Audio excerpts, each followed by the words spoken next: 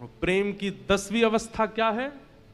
महाभाव श्री जगन्नाथ। एक एक अंग प्रेम विगलित हो जाना, पिघलने लग जाना, जैसे एक मोमबत्ती पिघल जाती है।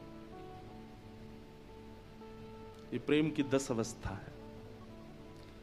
हम आप सब लोग प्रेम की दूसरी तीसरी अवस्था से ऊपर नहीं जा सकते, लेकिन द्वारिकाधीश 10वीं अवस्था पार कर गए थे द्वारिका में, तब जगन्नाथ रूप प्रकट हुआ।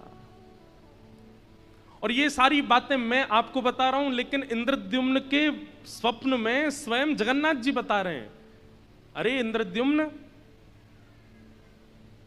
ये स्वरूप को देख करके तुम व्याकुल मत हो, ये मेरा प्रेम विगलित स्वरूप है। ब्रजवासियों की याद में, श्री किशोरी जी की याद में, ब्रज की याद में जो मेरा स्वरूप प्रेम विगलित हुआ, वही जगन्नाथ बन के तुम्हारे पास आया है। अरे तुम सबसे बड़े भाग्यशाली हो। बहुत ध्यान से सुनिएगा हमारी बात। त्रिभंग लली राधा रमण वृंदावन में है, पर त्रिभंग लली स्वरूप ठाकुर जी का गोलोक धाम में भी है। धनुषधारी ठाकुर जी अयोध्या में है, पर धनुषधारी ठाकुर जी साकेत में भी हैं। शंख चक्र गदा पद्मधारी ठाकुर जी दक्षिण में हैं, बद्रीनाथ में हैं, परंतु ये वैकुंठ में भी हैं। लेकिन महाप्रभु जगन्नाथ तो केवल और केवल और केवल इस धरा धरती पर है और कहीं नहीं है।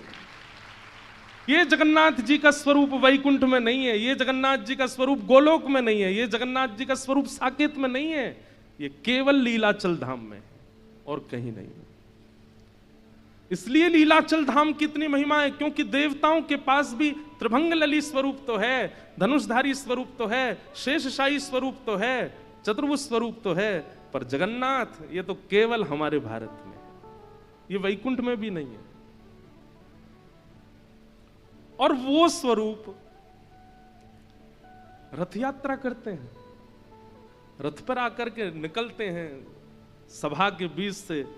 और ऐसे महाराज, जैसे आज सुबह मैं देख रहा था जब महाप्रभु जी उतर के आ रहे थे अपने श्री मंदिर से, तो मेरे मन में एक भावना आई, गलती हो जाए तो क्षमा। ऐसा लग रहा था महाप्रभु जी को देख के जैसे कोई हाथी मतवाला हो गया हो और हजारों महावत उसको संभाल रहे हो, फिर भी उनके चंगुल से निकल करके अपने भक्तों के पास जाने को आतुर हो रहे हो। ऐसे महाप्रभु जी लग रहे थे, जैसे कोई हाथी मतवाला हो गया हो, अब अनकंट्रोल्ड हो गए हैं।